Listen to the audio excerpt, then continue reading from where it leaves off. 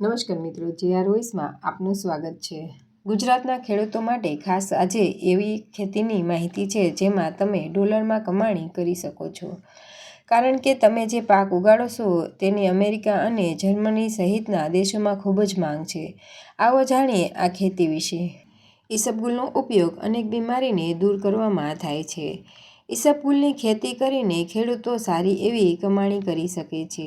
સ્થાનિક ભાષામાં ઘોડાજીરું તરીકે ઓળખાતો ઈસબગુલ ભારતમાં ખેતી હેઠળ તમામ ઔષધીય પાકોમાં સૌથી વધુ વિસ્તાર ધરાવતો અતિ મહત્વનો પાક છે।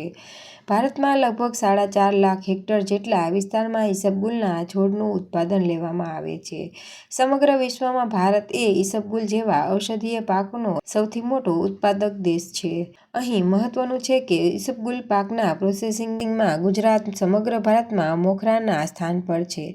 ભારતના કુલ ઈસબગુલના ઉત્પાદનનું 90% પ્રોસેસિંગ ગુજરાતમાં કરવામાં આવે છે। તેના પ્રોસેસિંગના એકમો સિદ્ધપુર અને ઊંઝા ખાતે કાર્યરત છે। ઊંઝા અને તેની આસપાસના વિસ્તારોમાં લગભગ 25 જેટલા ઈસબગુલ પ્રોસેસિંગ યુનિટ્સ વિકસિત કરવામાં આવ્યા છે। આ ખેતી એટલા માટે પણ મહત્વની છે કે તે ખેડૂતોને સદ્ધર બનાવે છે। આ ખેતીને ડોલરીયો પાક કહેવામાં આવે છે। તેને અહીં વાવીને ડોલરમાં કમાણી થાય છે।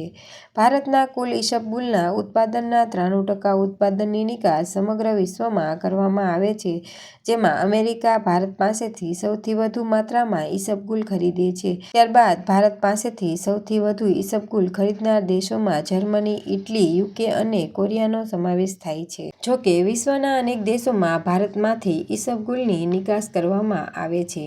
આણંદ કૃષિ યુનિવર્સિટીના કૃષિ વૈજ્ઞાનિક ડૉ. કે.વી. પટેલે જણાવ્યું હતું કે ગુજરાતમાં ઔષધીય પાકના વેચાણ માટે આમ તો કોઈ વ્યવસ્થિત માર્કેટ નથી, પરંતુ મહેસાણા જિલ્લાના ઊંઝા ખાતે ઈસબગુલના પાકનું વેચાણ કરવામાં આવે છે।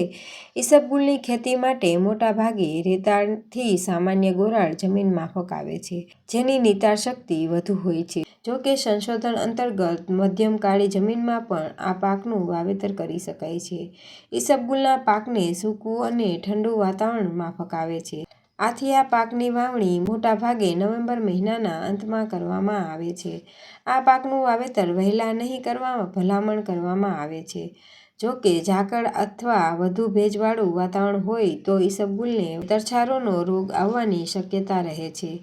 આથી જ વાવેતર સમયે એનું વાતાવરણ 20 થી 25 ડિગ્રી ટેમ્પરેચર હોવું જોઈએ। માર્ચ મહિનામાં કાપણી કરવામાં આવે છે। કાપણી સમયમાં વાતાવરણ 35 ડિગ્રી આસપાસ હોવું જોઈએ। ઈસબગુલની ખેતી માટે ઢેફા રહિત અને નિંદામણ મુક્ત જમીન વધુ સારી રહે છે। તેના માટે જમીન પ્રમાણે ખેડ કરવું વધારે અનુકૂળ રહે છે। રેતાળ અને ગોરાળ જમીનમાં એક વખત ખેડ કરીને વાવણી કરી શકાય છે। ઈસબગુલ માટે 8x3ના ક્યારા અનુકૂળ રહે છે, જેથી કરીને પિયત સમયે પાણી બરાબર રીતે મળી શકે છે।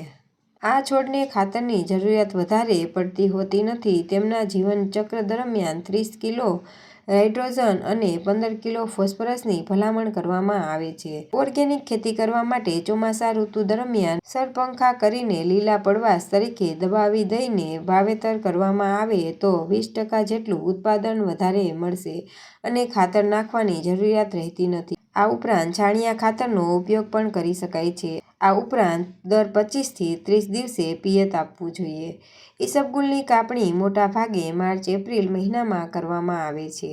ખાસ એ બાબતનું ધ્યાન રાખવું કે આ છોડની કાપણી ભેજવાળા વાતાવરણમાં ન કરવી જોઈએ। ભેજના કારણે તેના બીજ ખરી પડવાની શક્યતા રહે છે। બીજમાં ભેજ શોષવાની ક્ષમતા હોવાથી ભેજવાળા વાતાવરણમાં તેના બીજ ભારી થઈ જાય છે અને ખરી પડે છે। ઈસબગુલ હેક્ટર દીઠ 1000 થી 1500 કિલો જેટલું ઉત્પાદન ક્ષમતા ધરાવે છે। ખેડૂતો ઓછા ખર્ચે ઈસબગુલની ખેતી શરૂ કરી શકે છે, જેનાથી મોટો નફો થવાની સંભાવના છે। આ પાક 115 દિવસમાં પાકે છે। ફક્ત 1 હેક્ટર જમીનમાં 10 થી 15 ક્વિન્ટલ સાયલેમનું ઉત્પાદન થઈ શકે છે। 1 ક્વિન્ટલ સાયલિયમનો બજાર ભાવ લગભગ 12,500 છે।